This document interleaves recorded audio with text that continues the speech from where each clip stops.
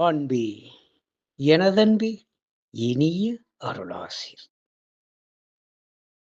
நேற்றைய பதிவில் வெட்டாத சக்கரம், பேசாத மந்திரம், வேறொருவர்க்கும் எட்டாத புஷ்பம், இறையா தீர்த்தம், இனி முடித்து கட்டாத லிங்கம், முட்டாத பூஜை என்றோ குருநாதன் முடிந்ததுவே. குருநாதன் முடிந்து விட்டார். அப்பனே, வெட்டாத சக்கரம் உனக்குள் இருக்கிறது. பேசாத மந்திரத்தை நான் உனக்கு அருள்கிறேன். வேறு யாராலும் பறிக்க முடியாத புஷ்பம், அற்புதமான புஷ்பம் உனக்குள் இருக்கிறது. அதற்குள் அதற்கு அப்பாற்பட்ட நிலையில் இறையாத தீர்த்தம். தீர்த்தம் என்றால் அமிழ்த தாரை. அது வர்ஷிக்கும். அதாவது கிணற்று நீர், ஆற்று நீர், குளத்து நீர் எல்லாமே இறைத்து குட்டும் அளவிற்கான நீர்கள் தான். இறைக்க முடியாத நீர் அது அமிழ்தம். அந்த இறையா தீர்த்தம் என்று சொல்கிறது. புண்ணிய தீர்த்தங்களை விட உயர்ந்தது.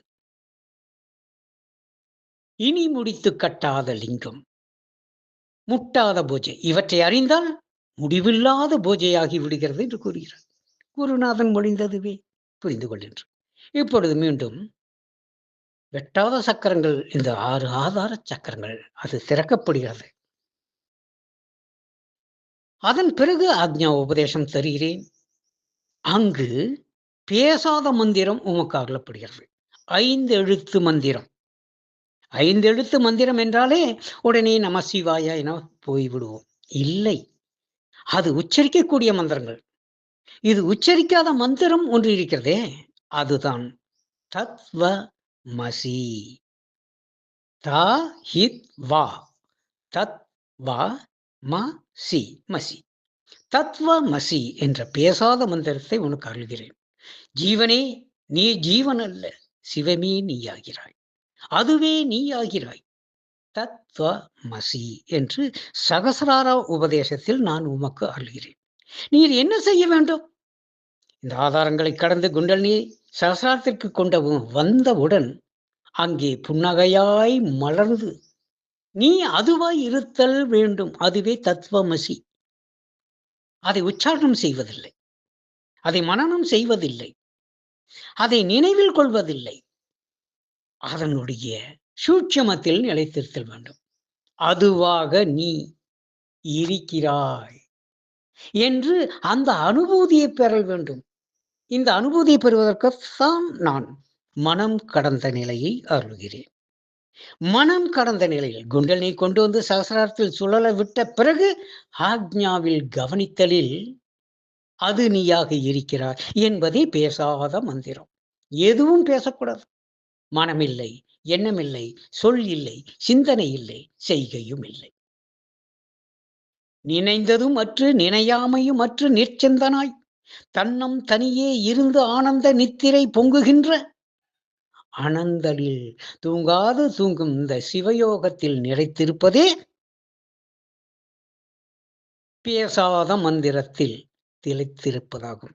அதுவே நீயான நிலையில், இரண்டற்ற நிலையில், பரிபூர்ணமான அந்த சுகத்தில், தானே தானான தன்மயத்தில் நிலைத்திருத்தல் வேண்டும். இதுதானே பேசாத மந்திரத்தில் நிலைத்திருப்பது.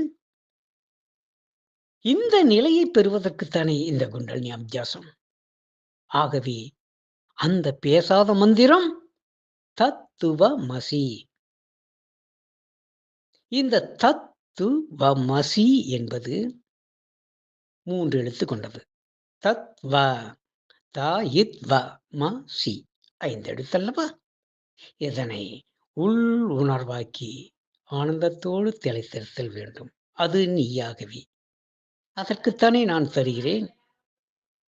இந்த ஆரம்ப சுவாச பந்தனத்தில் இருந்தவாறு சுழிமுனை சுவாசம் கடந்த நிலையில் வாசியோக நிஷ்டையில் நாசினுனி ஆக்ஞா சகசிராரா எனும் அந்த பேருணர்வு நிலையில் கலப்பதற்கு தன்னிலை உணர்வை வெளிப்படுத்தியவாறு சும்மா இரு இறுதியில் என்று கூறுகிறேன் அல்லவா? இதுதான் அந்த பேசாத மந்திரத்தில் நிலைத்திருக்கும் தன்மை. அதுவே நீயான நிலையில்.